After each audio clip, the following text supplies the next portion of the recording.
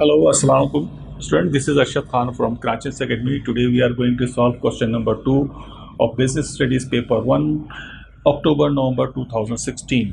अच्छा, इसका 2016 का क्वेश्चन नंबर 1 हम पहले सॉल्व कर चुके हैं। आप उसको जाके प्लेलिस्ट में देख लीजिएगा तो आपको सवाल मिल जाएगा। अब हम करने जा रहे हैं question number 2। Doral Land sells a wide range of products from food to toys. It has 400 shops in a country B. Doral Land's marketing strategy is based on penetration pricing. Doral Land does not advertise and buys all its product directly from manufacturers. The revenue and profits have increased despite the country being in recession. The marketing director wants to expand the business by opening shops in other countries. He believes Doral Land will be successful in other countries. Dollar land एक company है जो कि food से लेकर toy तक हर चीज़ cell कर रही होती है। इसकी 400 शॉप्स हैं और इन कंट्री भी। और इनकी मार्केटिंग स्ट्रेटजी ये है कि पेनिट्रेटिंग प्राइसिंग आपको पता होगा, वो प्राइसिंग यानी जो मार्केट में प्रिवेल कर रही होती है, जो करंट प्राइसिंग आपकी कंपटीटर होगी तो आप उससे लो प्राइस पे जाते हो तो वो पेनिट्रेटिंग प्राइसिंग कहलाती है। ठीक है, ताकि आप मार्केट में पेनिट्रेट कर सकें, एंटर कर सकें। अच्छा, ये एडवर्टाइजिंग ये लोग नहीं करते हैं और ये तमाम जितनी भी प्रोडक्ट है ये मैन्युफैक्चरर से डायरेक्टली परचेज कर रहे थे। तो now here come to question 2A। What is mean by marketing strategy what is mean by marketing strategy? ज़ाहिर भी स्ट्रैटेजी के जो नॉर्मली डेफिनेशन है वही मार्केटिंग स्ट्रैटेजी डेफिनेशन है। It is a plan to combine the right combination of 4 elements of the marketing to a particular market objective। सही ना, ये हम जो 4 P's हो मार्केटिंग को, उनको मिला के आप एक पूरा एक प्लान बना रहे होते हो जो और उसी प्लान के हिसाब से सारे अपने ऑब्जेक्टिव सेट कर रहे होते हो और वो जो मार्केट कोई ख़ास मार्केट होती है जिसको आप फोकस करो तो उसके हिसाब से जो आप स्ट्रेटजी बनाते हो उसको आप मार्केटिंग स्ट्रेटजी कहते हैं। What is mean by penetrating pricing? Penetrating pricing जैसे आपने बताया, it is a pricing strategy. In this strategy, price is set lower than the computed price. इस प्राइस स्ट्रेटजी में आप जो अपनी प्राइसिंग है वो कंप्यूटेड से लोअर रखते हैं ताकि मार्केट में पेनिट्रेट कर सकते हैं।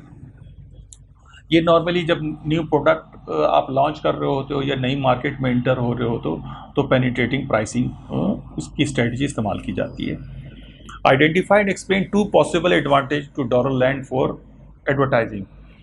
आप हमें एडवर्टाइजिंग के बेनिफिट बताने हैं कि अगर डॉलर लैंड एडवर्टाइजिंग कराए तो उसको क्या बेनिफिट्स होते हैं। Number 1, build brand loyalty and good images. Number 2 है maintain market share remain competitive. Advertising के जैसे मेन फ़ायदा है कि आपको ब्रांड की जो लॉयल्टी आप मेंटेन कर रहे होते हो, अपने जो कंपनी के इमेज उसको इम्प्रूव कर रहे होते हो और लोगों का अवेयरनेस पैदा कर रहे होते हैं कि क्या चीज़ हम बना रहे हैं, हम क्या हैं, हम क्या करने जा रहे हैं। तो here is explanation. Advertising an important tool to create brand loyalty and building brand image. Brand loyalty makes customer love to the product of the company of that company. It will also help in making other customers to buy the product of that company, so the customer keep buying the product। Brand loyalty ये है कि भाई आप customer जो है जहन में उसके अच्छा एक इमेज बन जाता है और वो कस्टमर हम उस प्रोडक्ट से और उस कंपनी की चीज़ों से का ख्याल करता, लव करता और वो उसको फिर उसको वो भी परचेस करो तो इसी तरह से नए कस्टमर भी मार्केट में आते रहते हैं। Maintain the market share remain competitive. इससे आपको एक ये फ़ायदा रहता है, आपको जो मार्केट शेयर है वो आप उसको मेंटेन करके रखते हो और अपने आप को कम्पिटिटिव रखते हो। Another advantage for advertising is that Dollar Land remain competitive and it helps them to sell product every country, even country is passing through recession। देखें, रिसेशन के बावजूद भी इनकी प्रोडक्ट जो है इनकी अच्छी तरह से बिकेगी।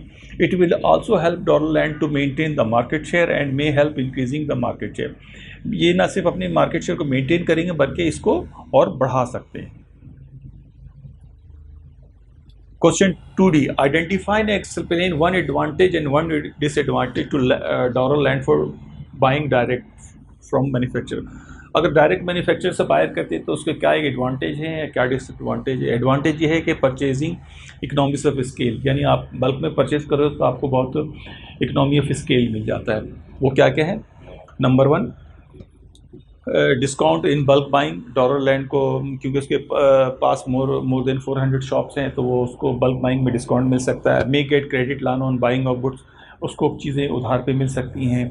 It will lead lower average cost, ज़ाहिर है जब उसके प्राइसिंग कम होगी, उसको फ़ायदा हो रहा होगा तो वो ऑटोमेटिकली उसकी डॉलर लैंड के प्रोडक्ट की एवरेज प्राइस कम हो जाएगी। मैन्युफैक्चर में सपोर्ट ऑन प्रमोशन एडवर्टाइजिंग। बाज़ दफ़ा मैन्युफैक्चर आपको प्रमोशन और एडवर्टाइजिंग में सपोर्ट कर रहे होते हैं। जैसे मिसाल के तौर पे आपने देखा होगा ईद बकरीद में जब भी कोई एडवर्टाइजिंग प्रोमो चला रहे होते हैं, कोको कोला वाले, फैंटा, ये जो भी कंपनी होती है लोकल या मल्टीनेशनल, तो अपने लीफलेट है, ये चीज़ें हैं, बहुत सारे गिव अवेज है, इस तरह की चीज़ें जो हैं वो शॉप्स को दे रहे होते हैं ताकि वो उसको बेचें। तो ये क्या होता है कि वो मैन्युफैक्चरर जो है डायरेक्ट जो उनको सपोर्ट कर रहा होता है, ठीक है, शॉप्स वालों को। सम टाइम मैन्युफैक्चर में सपोर्ट ऑन डैमेजेस और अदर डिफेक्ट्स ऑफ प्रोडक्ट। बाज़ दफ़ा ये होता है कि प्रोडक्ट के जो डैमेज हो गए या कुछ ख़राब हो गए तो वो डायरेक्ट मैन्युफैक्चर उस पर भी आपको सपोर्ट करता है, वो आपको रिटर्न कर दे, मतलब आपसे ले लेता है और उसको अगेंस्ट में आपको नई प्रोडक्ट दे सकता है। ये एक बहुत बड़ा फ़ायदा है। डिसएडवांटेज क्या है? डिसएडवांटेज है extra space needs, must purchase minimum quality. हमें बड़ी जगह चाहिए होगी क्योंकि ज़ाहिर उसमें बल्क में चीज़ें लेनी पड़ेगी। फिर दूसरा ये कि उसकी मिनिमम एक परचेज क्वांटिटी होगी। मिसाल के तौर पे आपको भाई 100 पैकेट लेने होंगे, 1000 पैकेट मिनिमम लेने होंगे। अब वो भले 1000 पैकेट आपका 2 महीने में बिके या 1 महीने में बिके, वो उन डायरेक्ट मैन्युफैक्चर को कोई से नथिंग टू डू। वो उसको एक मिनिमम क्वांटिटी है, वो वही मिनिमम क्वांटिटी बेचेगा। It is a big disadvantage while dealing with direct manufacture. Number one क्या है? High inventory means high storage cost. जब ज़्यादा इन्वेंट्री रखेंगे तो आपको इसको इन्वेंट्री हायर इन्वेंट्री कॉस्ट हो जाएगी और जिसका डायरेक्ट इम्पैक्ट आपके एवरेज प्रोडक्ट प्राइस पे पड़ेगा। चांसेस ऑफ डैमेजेस प्लिफरेजेस इंक्रीज, आपके डैमेजेस चीज़ों की बढ़ सकती हैं। फिर इसी तरह से चीज़ें चोरी होने की या गुम होने की भी हो सकती है, क्योंकि ज़ाहिर बहुत ज़्यादा क्वांटिटी में होगी तो आपको उसको कंट्रोल करना और केयर करना बहुत मुश्किल हो जाएगा। मे क्रिएट लिक्विडिटी प्रॉब्लम्स, ये भी हो सकता है कि आपको लिक्विडिटी प्रॉब्लम्स हो जाए। ज़ाहिर जब इतनी बल्क क्वांटिटी में ख़रीदेंगे, नो डाउट वो आपको क्रेडिट दे रहा होगा, मगर आपको पेमेंट तो करनी होगी ना। जब आप पेमेंट कर लेंगे और वो सामान आपके पास एज इट इज़ आपकी इन्वेंट्री में पड़ी हुई होगी तो इसका मतलब ये है कि आपकी लिक्विडिटी को इफ़ेक्ट करेगा।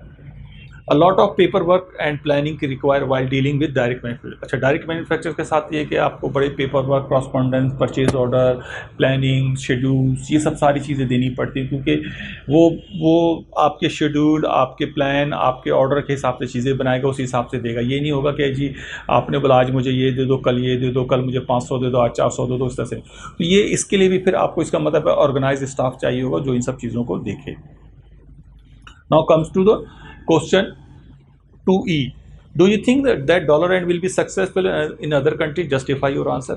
क्योंकि डॉलर लैंड का प्लान है कि हम दूसरे मुल्क में जाएं, तो क्या ये सही है इनके लिए? चलें इसको देख लेते हैं। There are following problems disadvantage which dollar land में face while starting business in other countries. कुछ ये है प्रॉब्लम जो डॉलर लैंड फेस कर सकती है अदर कंट्री। मतलब सबसे पहला है डिफरेंट कल्चर का बहुत फ़र्क होगा, लोगों का स्टाइल, वहाँ के हालात मामलात बहुत फ़र्क होगा। हाई सेटअप कॉस्ट, क्योंकि वहाँ पे आप जाएंगे नई सेटअप करेंगे तो वो एक हाई सेटअप कॉस्ट होगा, क्योंकि वहाँ पे कुछ नहीं होगा, आपको दोबारा से सेटअप करना पड़ेगा जो कि एक कॉस्ट होगा।